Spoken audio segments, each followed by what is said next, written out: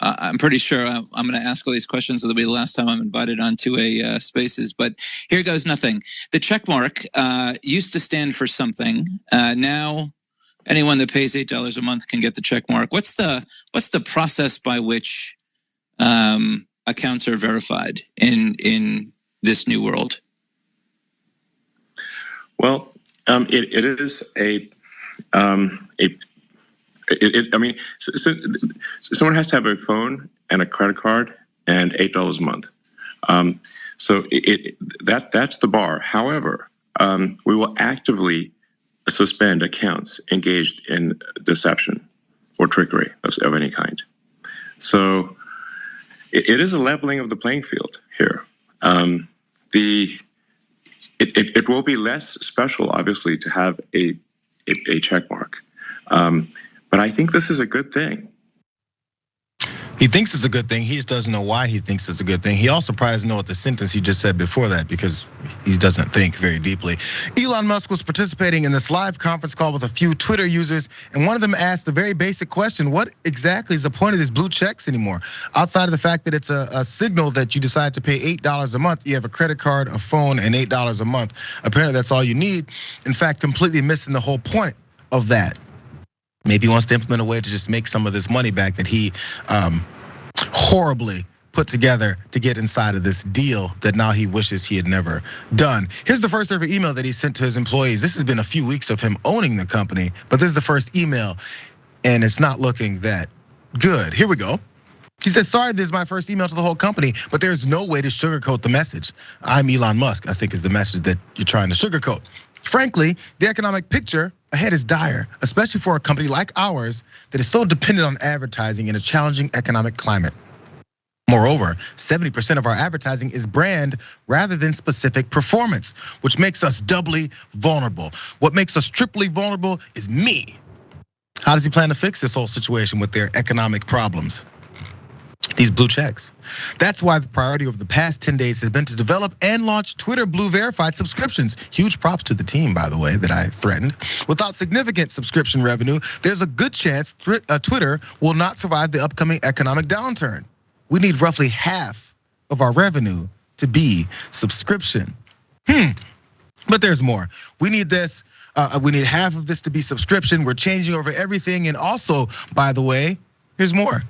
The road ahead is arduous and will require intense work to succeed. We're also changing Twitter policy such that remote work is no longer allowed unless you have specific exemption. Managers will send the exemptions lists to me for review and approval. Starting tomorrow, which was yesterday now, everyone is required to be in the office for a minimum of 40 hours a week. And obviously, if you're physically unable to travel to an office or have a critical personal obligation, then your absence is understandable. Pause for a second though. So you give folks this long email from wherever they may be working, because they can work remotely and when they work for Twitter, and say tomorrow you have to be in office. And in fact, if you have any exemptions for this new rule, you have to send it to me for approval. However many of these requests would come, who knows? But he's gonna get all this done before tomorrow when they have to show up to work. And if you're not at work, you're gonna make some serious trouble. But if you don't show up to work and give me a reason why before tomorrow, which is probably in a few hours from that email, maybe you can get a chance to be excused. None of that makes any sense or can be done in any kind of way because you just sent the damn email. Anyways, there's more. Only half of them got that email because you guys know he already fired half of their workforce. To finance that Twitter deal, Musk unloaded the company with $13 billion in debt, putting it on the hook to pay more than $1 billion annually in interest alone. Such a good businessman. Since closing his $44 billion acquisition of Twitter last week, Mr. Musk and his advisors have discussed adding paid direct messages. These things would let users send private messages to high profile users. They can already do that. We just don't have to listen. It's like anybody else. There's this whole weird thing that because someone has a blue check, that means that they have like the power to send the police to your door and kick it in because you sent them a message. No, bro. It's just so we can identify who each person is, because they might have people who want to hear what they actually have to say. Sometimes it's companies. That's the problem right now too.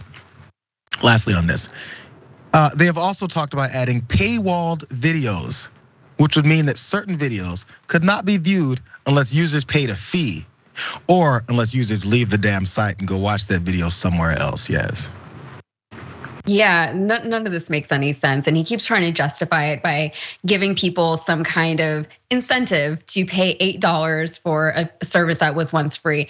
And the incentives just aren't really enough. And the thing that gets me with Elon Musk, though, is it's the arrogance, right? It's the infallible ego, and just the idea that just because somebody has a ton of money, more money than anyone in the world, regardless of how he acquired so much money, that he's completely competent in every aspect of everything.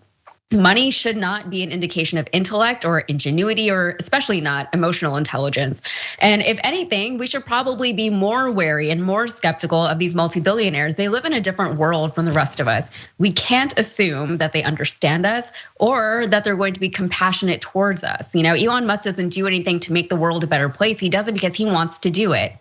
He does it because he wants to be able to say that he did this thing. He lives in a different world. And he's had access to different opportunities that most of us haven't had access to throughout our lives, which is probably how he ended up in this position. But he shouldn't really be in charge of an organization like this, especially one that kind of monetizes and polices and can regulate things like free speech in America.